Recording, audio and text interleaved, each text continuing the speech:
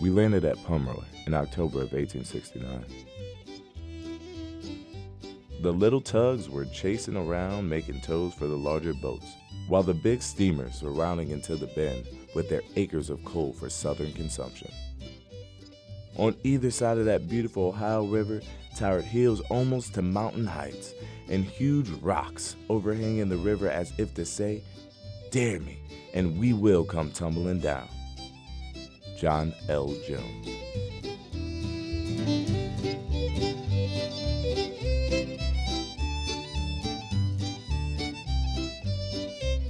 Funding for Our Town Pomeroy is provided by Mark Porter Chevrolet Buick and GMC, located in the heart of Pomeroy since 2006. Mark Porter GM is a family-owned and operated dealership and committed to the local community. And by AEP Ohio, offering in-home audits, tools, and rebates to help identify and correct areas in your home where you may be wasting energy. More information at aepohio.com/wasteless. Additional support provided by Holzer, a multidiscipline healthcare system serving families throughout southeastern Ohio and western West Virginia. Ohio Valley Bank, with 14 offices throughout Ohio and West Virginia, OVB is committed to community first. The Wild Horse Cafe, Southwest Flavor on the Ohio River, located on West Main Street in Pomeroy. Reed Bauer Insurance Agency, protecting families since 1903 with offices in Pomeroy, Athens, and Logan. And by the following.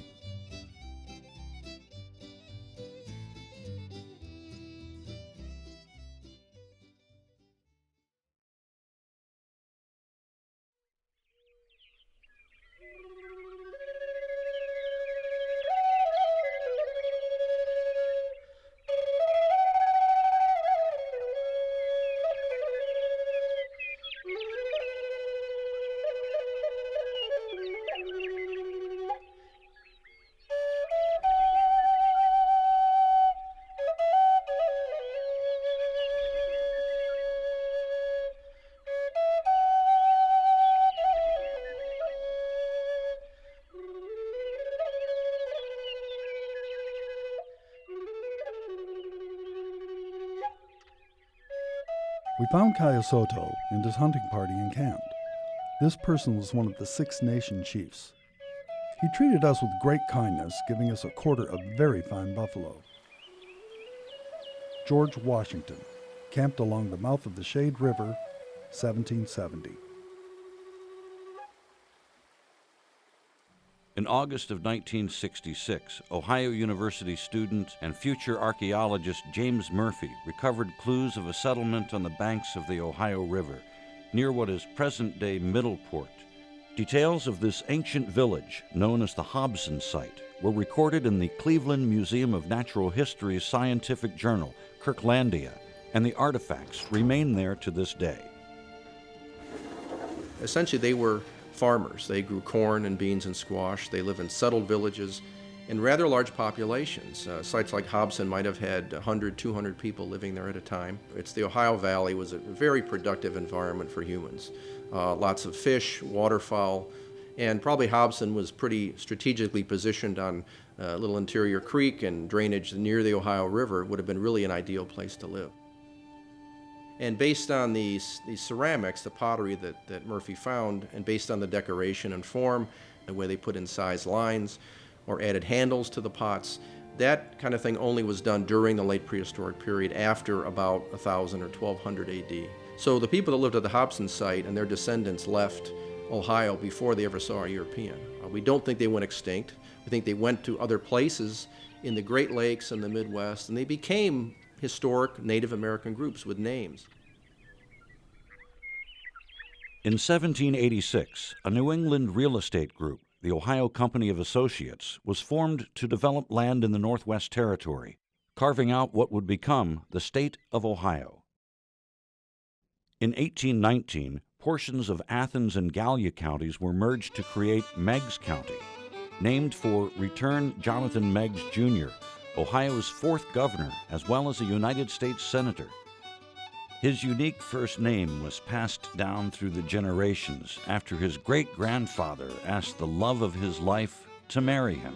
She said no, and he was devastated, and he ran out of the house, and she suddenly realized how much he loved her, and maybe she did love him, and she ran to the door and said, "Return, Jonathan Meigs, and I will marry you." And he wanted his son named after the most beautiful words he ever heard, "Return, Jonathan Meigs." Among the early landowners of Meigs County was Elbridge Gerry, a signer of the Declaration of Independence who was destined to become the nation's 5th vice president. In 1804, he sold 4 miles of property along the Ohio River to a wealthy New England merchant, Samuel Willis Pomeroy. Pomeroy was a member of a powerful New England political family. His forefathers served a combined 9 terms as governor of Connecticut, and on his family farm stood the famous Charter Oak, a lasting symbol of the colony's resistance to British tyranny. As a young boy, Samuel Willis Pomeroy played in the tree's branches. Pomeroy's family lineage also included a direct link to the English crown. He was the 14th great-grandson of Edward III, the 18th great-grandson of John, King of England, signer of the Magna Carta, the 22nd great-grandson of William the Conqueror, and the 29th great-grandson of Alfred the Great, England's first king. After Pomeroy purchased his real estate near the village of Niceville, his future son-in-law, Valentine B. Horton, began developing the land and soon sought a new name for the small settlement. New Englanders were classicists. They liked Greek and Latin. So therefore you have Athens City, Athens County, Athens Township, Lodi. Pomeroy, well, it's a different story there. Valentine B. Horton's father-in-law's name, Pomeroy. And if you want to ingratiate yourself to your father-in-law, name a town after him, and that's indeed what happened. When they came down the river, they saw somebody picking coal out of a bank, and they thought, that could be our ticket for how to make money off this land that we just purchased. Over millennia, water from melting glaciers poured through the southeastern Ohio hills, exposing vast seams of coal and other natural resources. The glacier never got here. The glacier stopped far north of us, melted, and then those streams created the hills and valleys that we have here. And what that did is that exposed the natural resources so that the deposits were much closer, easier to extract. The new town of Pomeroy was perfectly situated to take advantage of these unique geographic conditions. There are 4 distinct runs.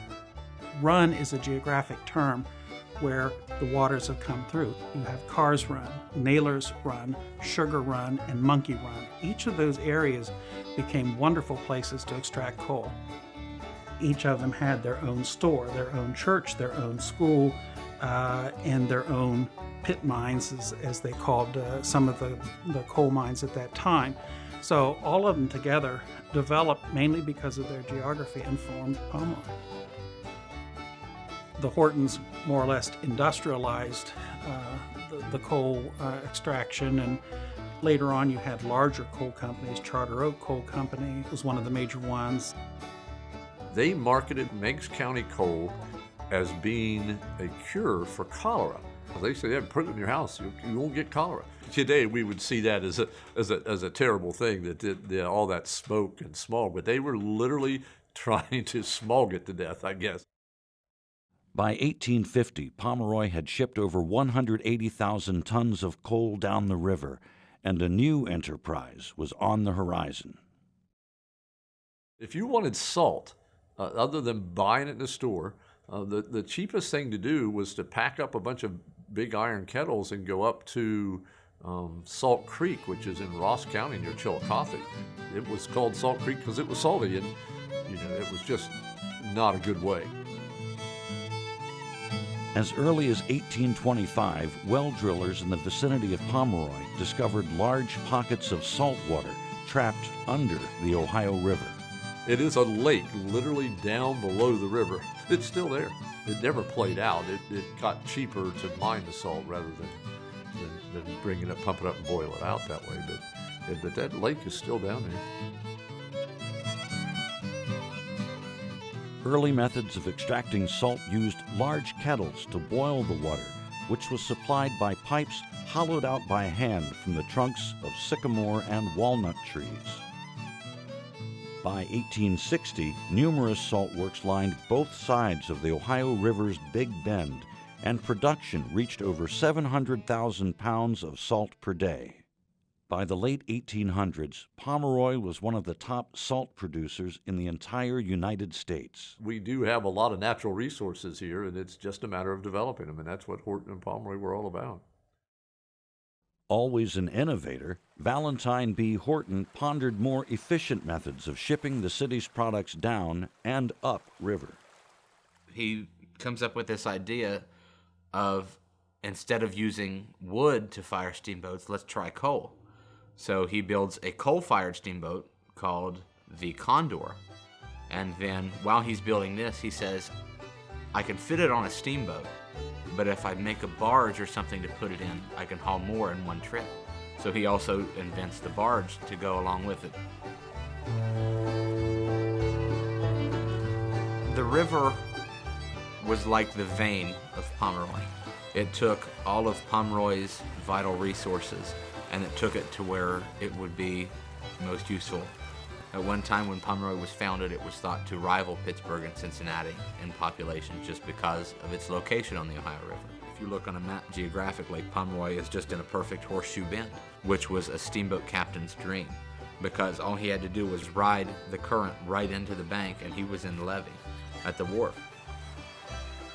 The river was soon full of traffic, with everything from steamboats pushing barges of coal to tourists on pleasure cruises, and the town embraced its unique location along the banks.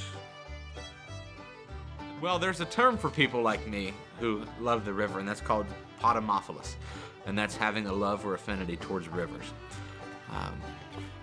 Pomeroy would not be the city it is without the Ohio River.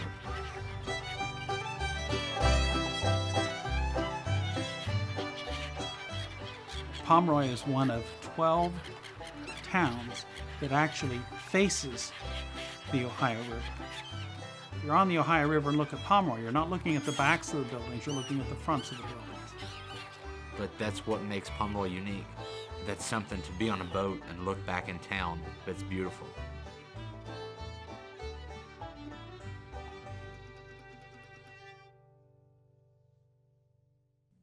While Pomeroy was growing in the 19th century, European immigrants were heading west across America, with a large population of Germans settling in Ohio. Many of them found their way to the Big Bend. And they tended to be more town dwellers, business people, skilled workers, and that sort of thing. And they kind of became the dominant business class in Pomeroy. Names like Elberfeld and Ebersball and Genheimer and Bickman. There were so many Germans here that if you worked in a store in town, you had to speak German and English because the majority of your customers are speaking German. Dear brothers, sisters, and friends, Pomeroy, which was barely on the map 20 years ago, has now grown to a town with factories, commerce, and agriculture in full prosperity, and the majority of inhabitants are German. There is always work in this area, better than anywhere else, because incredible business deals are being done here. I will never forget my fatherland, and the years of my childhood still appear before my eyes like a happy dream.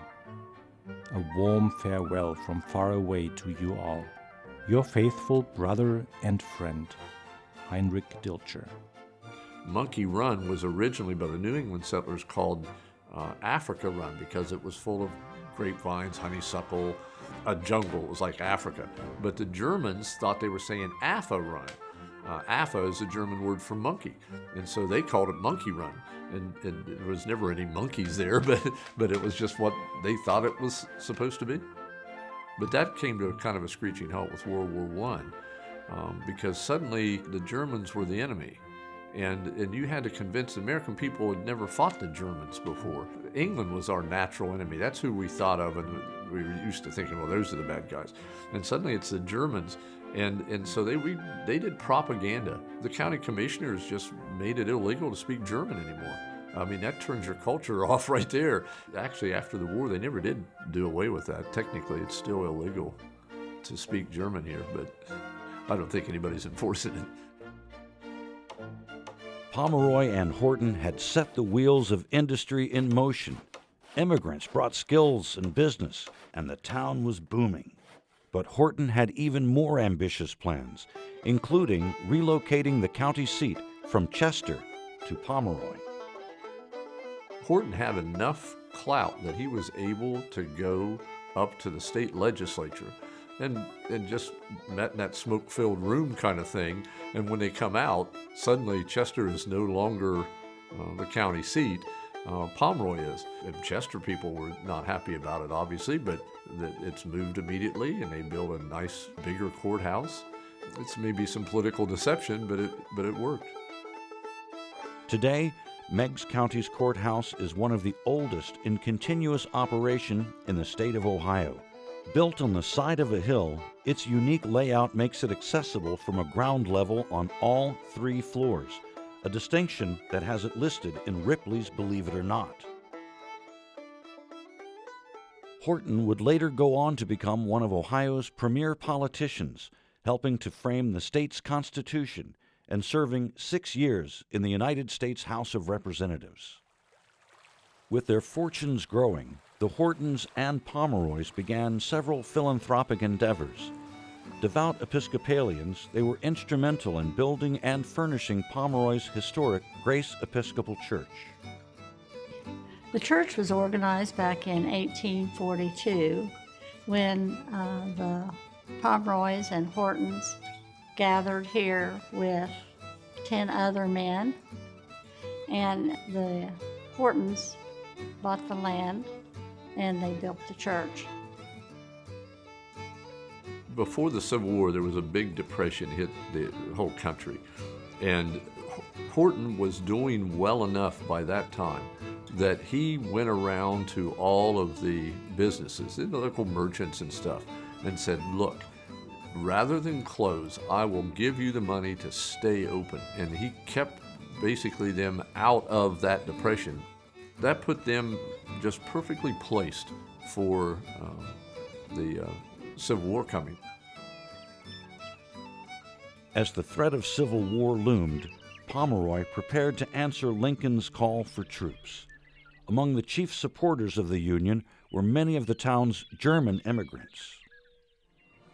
In 1848, there was a revolution in Germany. Now, at that time, Germany was made up of a lot of principalities, and many of them were kind of serfdoms under feudal rule. So these young professionals, very well educated, journalists, social activists, decided to have a revolution.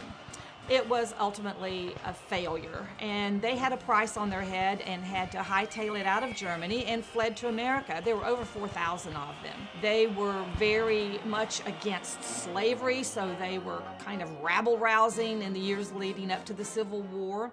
And there's evidence that 48ers were indeed in Pomeroy. In the fall of 1861, about 100 of Pomeroy's German men crossed the river to Mason City, Virginia, now known as Mason, West Virginia, to join what would become Company M of the 1st West Virginia Cavalry. They joined up possibly because they were 48ers or sons of 48ers, and they were ready to go back to war and finish what they felt like was a battle for freedom that they didn't finish in Germany. And think of, these were people who were German immigrants, and it wasn't their fight. I mean, they just got here, but they just saw that as something that needed to be fought for. Recognizable by their milk-white steeds, most of Company M spoke only German. They were first under the charge of Lieutenant Robert Playford, who did not speak German himself. He soon asked to be officially relieved of his position. Playford had accepted the position only on a temporary basis until they could get someone in there who could speak German. And his letter first says, you got to get me out of this. I don't speak German. They don't speak English. This is a mess. They didn't respond. So he writes another letter, and this time he's so frustrated, he's underlining words, and he's just saying, this is chaos. I mean, you can just imagine they're all out there on horses and sabers, and nobody knows what each other's saying. Respected Sir, my reasons for resigning are as follows. The company to which I am attached is made up entirely of Germans, scarcely any of whom can perfectly understand any part of the English language. And as I do not know one word of the German language, you will perceive the great necessity of their having, as they desired to have, a lieutenant who can give commands in their native tongue. Yours respectfully, Robert W. Playford, 1862. Playford's resignation was finally accepted, and Company M went on to fight in major battles. On the final day of Gettysburg, the West Virginia 1st was given the task of leading what would become known as Farnsworth's Charge, an ill-fated attack into withering rifle fire from Texas infantry. Soldiers from the West Virginia 1st would ultimately earn 14 Medals of Honor in the Civil War. When the Southern states seceded from the Union, U.S. Representative Albert Jenkins from Virginia also left his position in the House and joined the First Confederate Congress. Not content to merely legislate his way through the war, he soon became Brigadier General Albert Jenkins of the Confederate Cavalry. On September 4, 1862, he led troops across the Ohio River into Meigs County at Buffington Island and camped overnight before continuing a raid on West Virginia. His brief encroachment onto Ohio soil marked one of the first instances of organized Confederate forces entering a northern state. Less than a year later, Confederate Brigadier General John Hunt Morgan would launch his great raid and bring Confederate forces back to Meigs County. Morgan was the classic Southern gentleman. He believed that everything in life revolved around honor, and when he was in war, everything was honorable about war. Often people mistake Morgan as a terrorist or a guerrilla. He was not that at all. He was just classed as a guerrilla because the North put him in that class. He was the enemy. And they didn't have a term for Special Operations Command in the 1860s, so they lumped him in with bushwhackers. In June of 1863, Confederate General Braxton Bragg ordered Morgan to lead 2,000 men on a raid through Kentucky to distract Major General Ambrose Burnside's Union forces. Bragg's orders to Morgan were clear: stay in Kentucky. Having no intentions of obeying those orders, Morgan raced through Kentucky and headed north for Indiana. While Morgan and his raiders lived up to their name and looted supplies and horses, Indiana's Governor Oliver Morton called out the state militia. Morgan set his eyes next on Ohio. 65,000 men end up chasing Morgan through Indiana. Now Governor Todd of Ohio calls out its militia. An additional 60,000 men are called out. Do the math. So you have to ask yourself, is Morgan accomplishing his mission? Is he diverting Union troops away from the front? The answer is yes.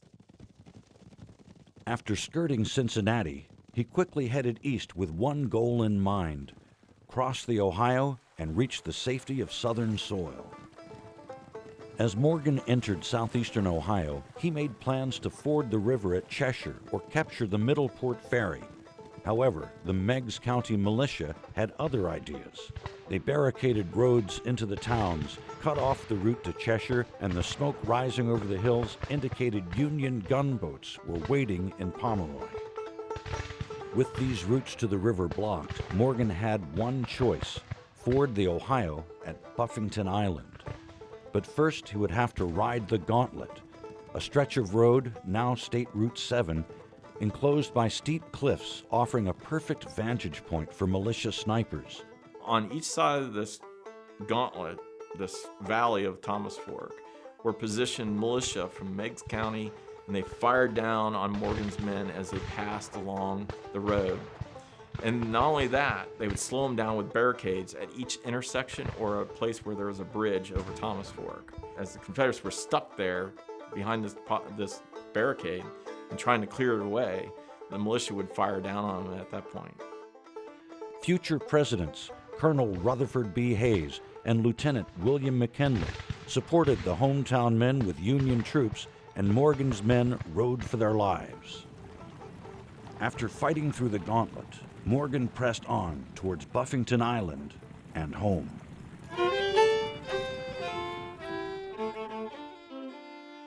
But several hundred miles north, and unbeknownst to Morgan, an ill-timed weather event would prove disastrous for the Confederate Cavaliers.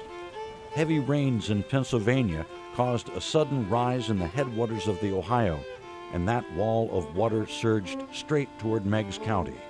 So no longer was the ford an easy 30 inches or roughly, 2.5 feet. But now it's 6 feet deep and too deep for a cavalryman to cross during the evening. Morgan camped for the night and waited.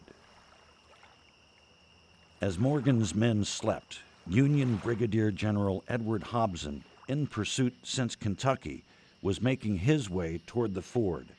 General Henry Judah, who had made his headquarters at Heinrich Dilcher's Grand Hotel in Pomeroy, also began marching during the night and through dense fog up the Portland Road.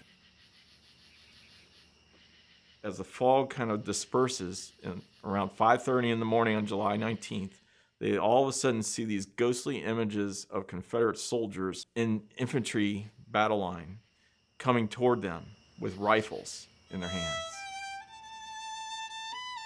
They were equally surprised to see the Union cavalrymen heading toward them, but the Confederates had the advantage that they had their guns at ready, and they were able to shoot first. Confederate Colonel Howard Smith led his men in a wild pursuit of the fleeing Union vanguard. As the mist opens up, he sees this long line in artillery pieces stacked up along the road, and he realizes they're facing a major regular division. Able to navigate the ford in the deeper floodwaters, a surprise attack from Union gunboats rained down cannon fire on the beleaguered Confederates, turning the battlefield into pandemonium. There were many stragglers who were circling about the valley in a delirium of fright, clinging instinctively in all their terror to bolts of calico and holding on to led horses, but changing the direction in which they galloped with every shell which whizzed or rushed near them. Colonel Basil Duke, 2nd Kentucky Cavalry. Morgan and a little over 1,000 of his men escaped to the north. Of those not killed, wounded, or captured on the field, 570 were soon caught throughout the county. Many of them were held at the courthouse and fed by the local women. Morgan made it as far as Steubenville, Ohio, where he was captured and then imprisoned in Cincinnati. However, he masterfully escaped and headed south. Almost a year later, he was surprised by a Union attack in Greenville, Tennessee, and fatally shot in the back when he refused to halt.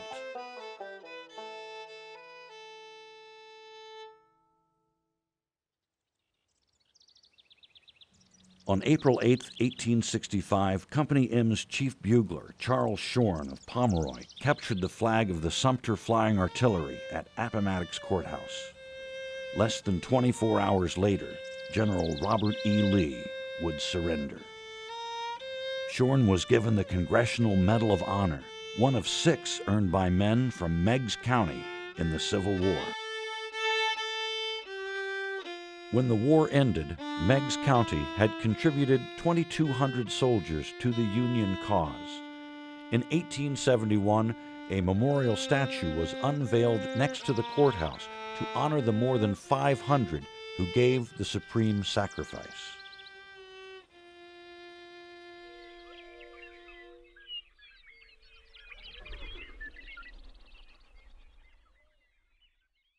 At the close of the Civil War, the town got back to business.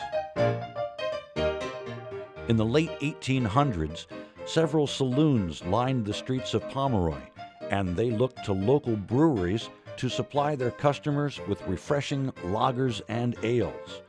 No one did it better than Company M veteran Gottlieb Wildermuth, making him one of the wealthiest citizens of the town. His beer was pristine. It was known all over. They made 6,000 barrels of beer per year. It was quite the place to be on Condor back in the 1800s and early 1900s. In the 1920s, Prohibition put the brewery out of business. However, after years of renovations, the Wildermuth Mansion stands as one of Pomeroy's architectural gems. They don't make houses like this anymore. This house will probably stand forever if it's taken care of. He was the richest guy in town, and he kind of showed it off, no doubt about it. When a new sewer line was installed on Condor Street, a surprising reminder of Wildermuth's ingenuity was revealed.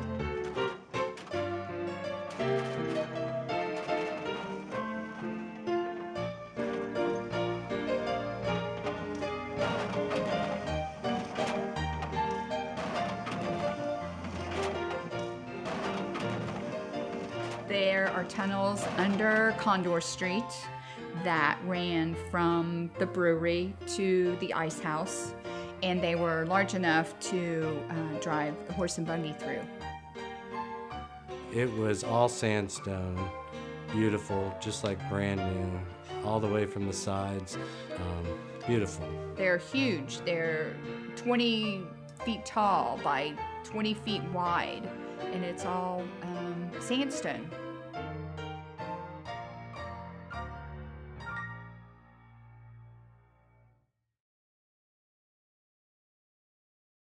Among other industries on the north side of Pomeroy was a pipe organ company owned by Karl Barkhoff.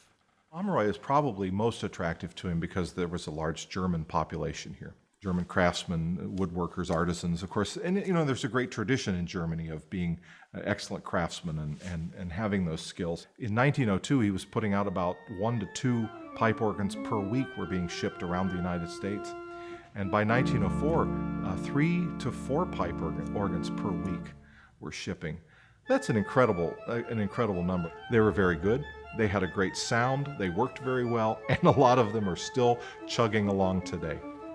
He would take his plant workers out on Sunday mornings, and they would dress in full military gear, and they would perform military exercises on this flat land above where the plant was. Twice a year, they decided they needed to do it with live ammunition. And they would practice with their rifles and with a small cannon. This had to be quite a sight to see, Here's the crazy organ guy dressed up as a German general and marching his employees around. In 1905, Mary Plants, the daughter-in-law of Tobias Plants, a United States congressman from Pomeroy, purchased a new organ from Barkhoff's Pomeroy factory and donated it to Grace Episcopal Church. Then we had the 1913 flood. Of course, it came in the church and was up about probably 8 feet in this church. So after that flood, they decided that they better move the organ, and they built a balcony and put the organ up there in the balcony. The pipework remains mostly original, so when you hear this instrument, it sounds very much as it did in 1905 when it was installed.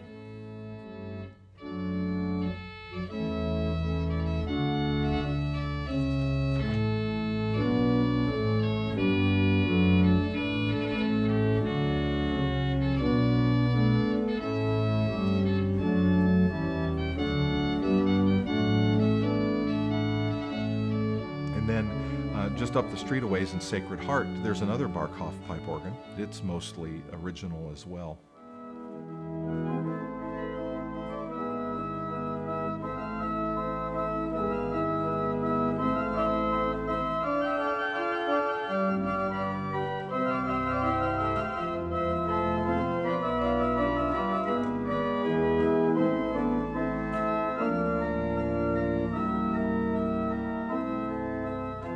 Originally, it was pumped by hand. It did not have any electrification at all.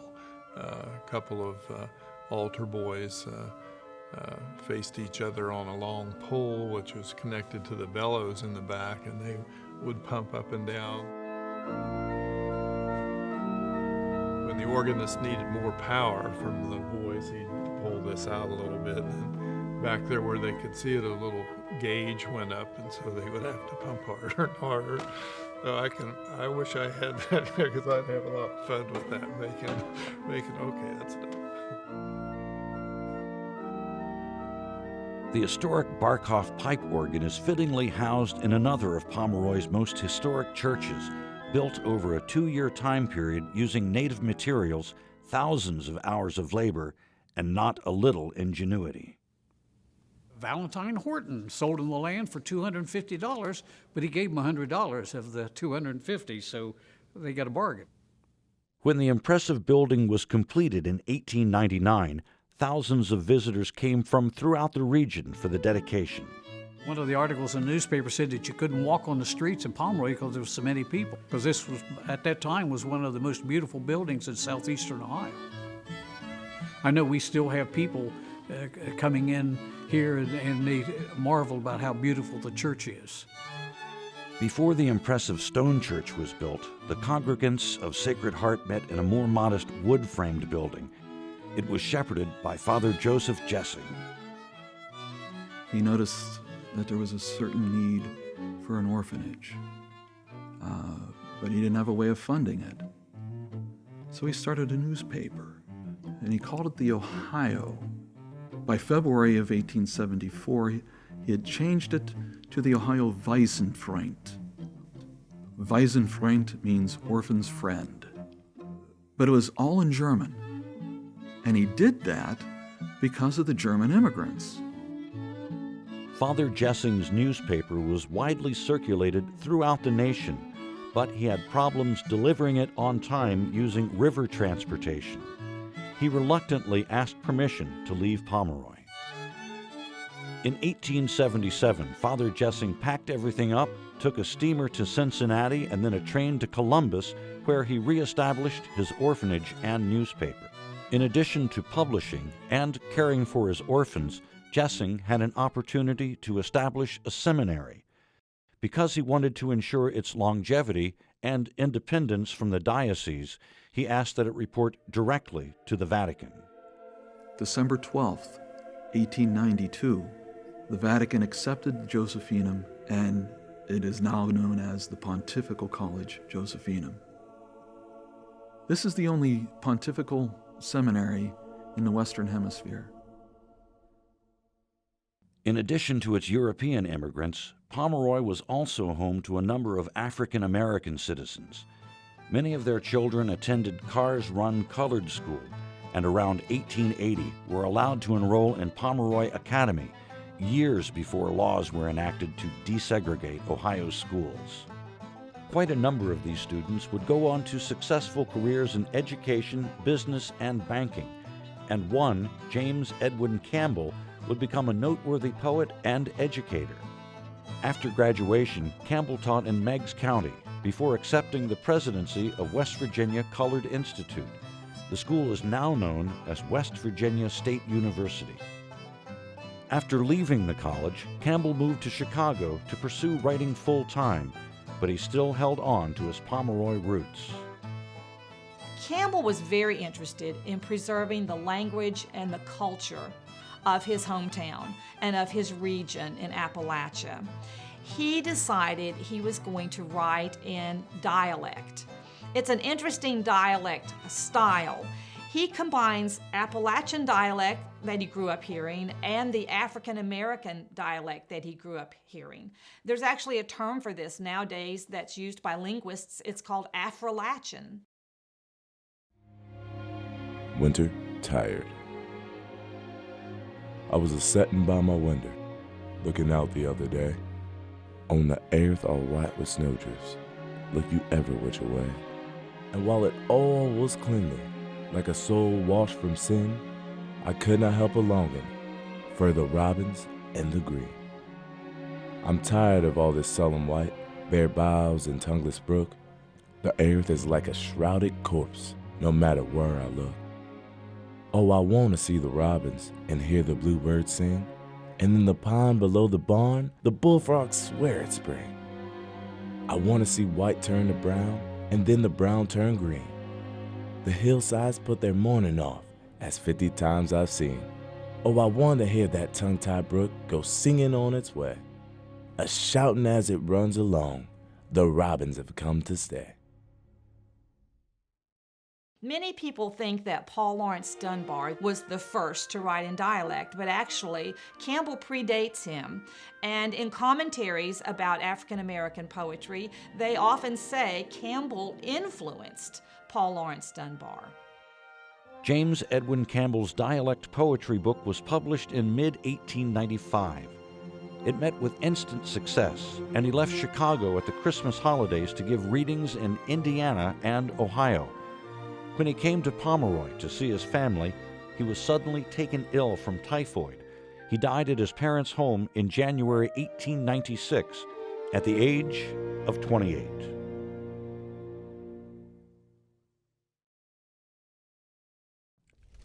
At the turn of the 20th century, a series of natural disasters began to take their toll on Pomeroy.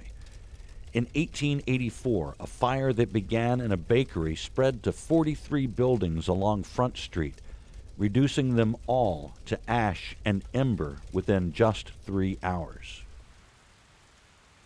Floods were also a common occurrence, none worse than the Great Flood of 1913, when the Ohio River itself, that which had once brought riches and prosperity, turned on Pomeroy.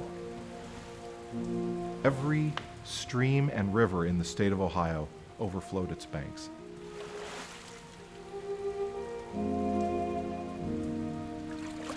Yeah, there are a number of places you can look in town where the water was. Most people living today just shake their heads and say, you're kidding. No, we're not.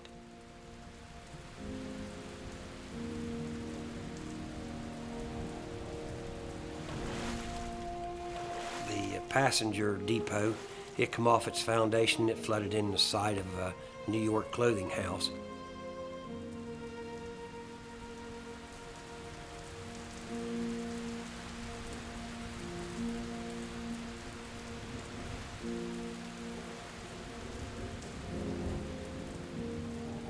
In 1937, the river would once again reach historic proportions.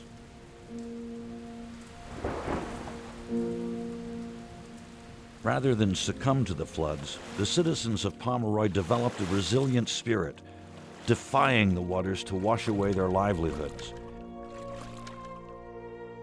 Though floods are now a rare occurrence, that spirit is still an integral part of the town's identity. It's amazing, the people of Pomeroy, the businesses of all the floods. And afterwards they go in, they clean it up, and they move back in and go back to day-to-day business just like it never happened. It's just amazing that has been happening for 150 years. In an effort to tame the waters, a series of locks and dams were constructed to better regulate the river and lessen the ferocity of more destructive rushing currents. Other improvements in the early 1900s included a streetcar system that ran from Racine to Middleport and a bridge crossing the Ohio connecting Pomeroy and Mason. The bridge was about 2,000 foot long, 90 foot off the water. It was commonly known as the $1 Million Bridge. That's what it cost. The bridge had a toll on it. On each end was the marker for the different towns and the mileage. And on the top of those markers, it said, "This bridge will be toll-free when paid for," and they kept their word. Coal mining in Pomeroy continued into the 20th century with booms and busts along the way. Men like Otho Murray mined thousands of tons of coal under backbreaking and dangerous conditions. He would later recount that his pay was 25 cents per day and as much coal as he could carry home. He gets up in the morning, he's in the land of Nod, and at the family altar he will kneel and ask his God to care for him, protect him from dangers underground, so he come back in the evening to his family safe and sound. With better means of transportation and the economic growth after World War II, Pomeroy enjoyed prosperity resembling that of the mid-1800s. I mean, every storefront over there was a business. But while you were down there, it was wall-to-wall people. You couldn't walk in a straight line from one street to the other, one block to the other, because the amount of people, it was just packed. And in the parking lot, instead of, like now they've got 2 parking lanes in it, back then there was 3, and it was crowded.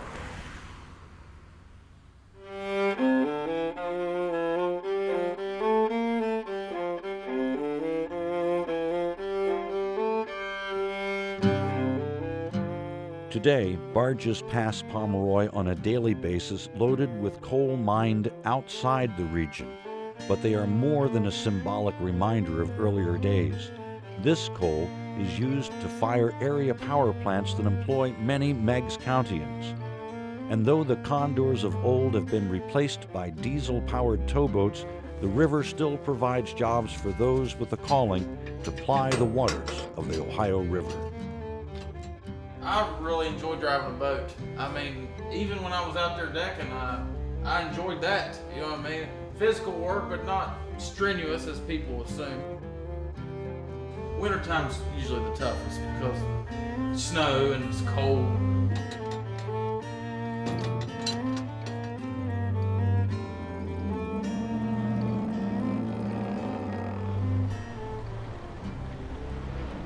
I like the water. I like being on the water.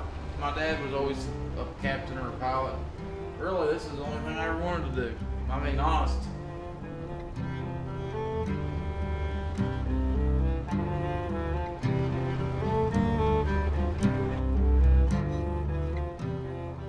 Pomeroy was built on coal and salt. Over the years, we've lost that, and we need to reinvent ourselves. And fortunately, there are people in town doing that right now. I know it doesn't work as fast as they want it to, because it takes a while, but it's happening. Boutiques and antique shops now occupy buildings that were once locations of 19th century merchants, an area listed on the National Register of Historic Places in 1978. These stores anchor our whole downtown right now. I mean, they're open, they're working, they're busy. And what's nice is when, you know, those people that enjoy those type of products, you know, that'll get us on a little bit of a trail, and they'll hunt us out. They'll find us, and then, you know, we don't have just one stop they can do in town. We have, you know, maybe 4 or 5 stops they can do in town now.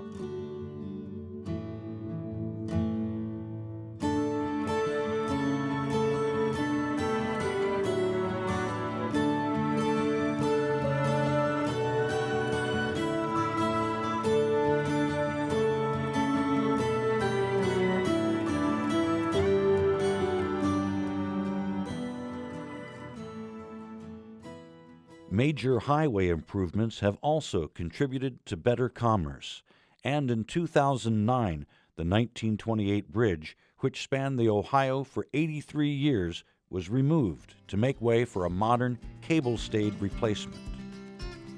When they blew that off, and the pictures would show so much energy when those things exploded. It was just quite the thing.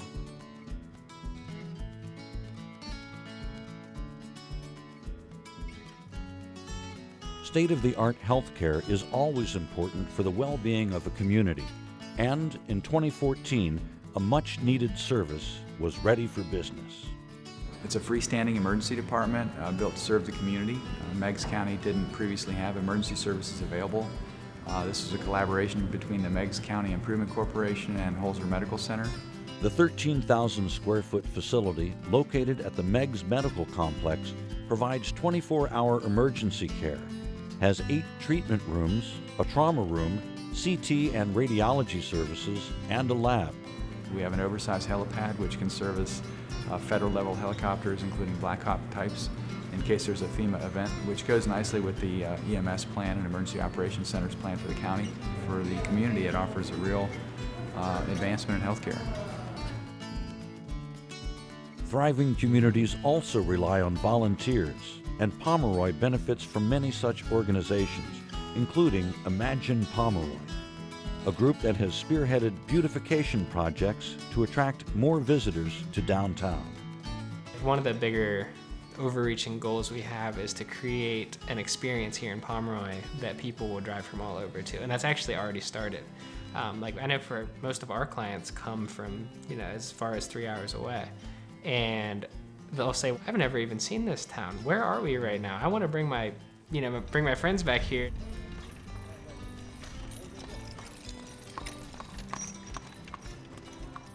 And even in the summer, Pomeroy Blues and Jazz, they have a show every single week, and it's right on the river. We could go out on our little balcony and just listen if we want. In addition to that, there's like 5 or 6 festivals, bigger festivals that come during the summer. Like we're sitting in our living room, we can hear music every single weekend.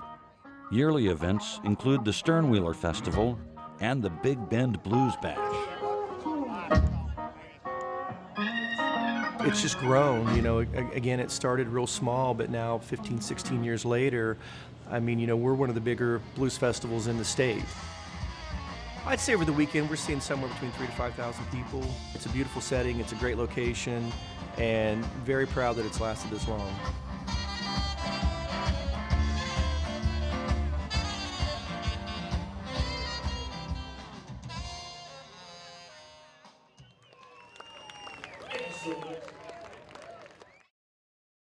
With such a unique history, Pomeroy is fortunate to have those who have helped preserve it for future generations. Today, the Meigs County Historical Society operates the Meigs Museum as well as publishes local history books. Meigs County Historical Society was formed in 1876 and has held an annual meeting for every year since that, so we've been around a long time. But they'd never had a museum, and so they purchased this building in 1968.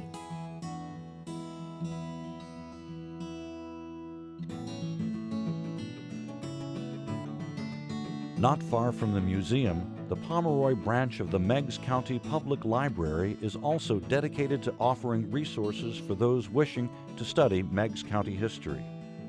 We have a genealogy area which has a lot of history of the area and also family histories, and we have a large collection of newspapers on microfilm. Many of them we were able to have digitized, so now you're able to type in the name or the subject and it'll take you right to the source of the information.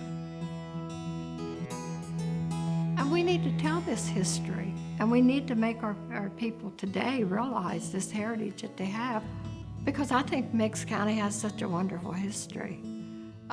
We did a lot for the state of Ohio and for this country. Most people, when you start to talking and showing them pictures, they are quite impressed with the county. But it all goes back to the people. That's where it's at. Yeah. Come all you briskin fellows who have a mind to roam, all in some foreign country a long way from home, all in some foreign country along with me to go. And we'll settle on the banks of the lovely Ohio, we'll settle on the banks of the lovely Ohio. Come all you pretty fair maids and spin us some yarn to make us some nice clothing to keep ourselves warm. For you can knit and sew, my loves, while we all reap and mow. when we settle on the banks of the lovely Ohio, and we settle on the banks of the lovely Ohio.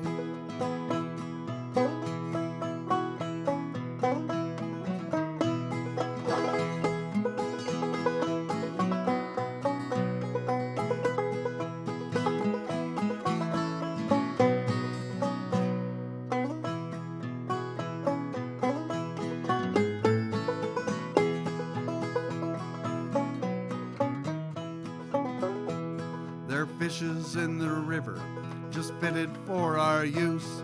There's tall and lofty sugar cane that will give to us its juice. There's every kind of game, my boys, also the buck and doe. When we settle on the banks of the lovely Ohio, when we settle on the banks of the lovely Ohio, when we settle on the banks of the lovely Ohio, and we settle on the banks of the lovely Ohio.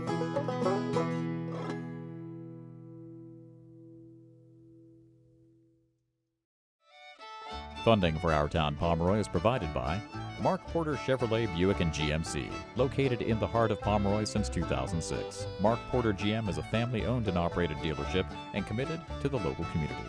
And by AEP Ohio, offering in-home audits, tools, and rebates to help identify and correct areas in your home where you may be wasting energy. More information at aepohio.com/wasteless. Additional support provided by Holzer, a multidiscipline healthcare system serving families throughout southeastern Ohio and western West Virginia. Ohio Valley Bank, with 14 offices throughout Ohio and West Virginia, OVB is committed to community first. The Wild Horse Cafe, Southwest Flavor on the Ohio River, located on West Main Street in Pomeroy. Reed Bauer Insurance Agency, protecting families since 1903 with offices in Pomeroy, Athens, and Logan. And by the following.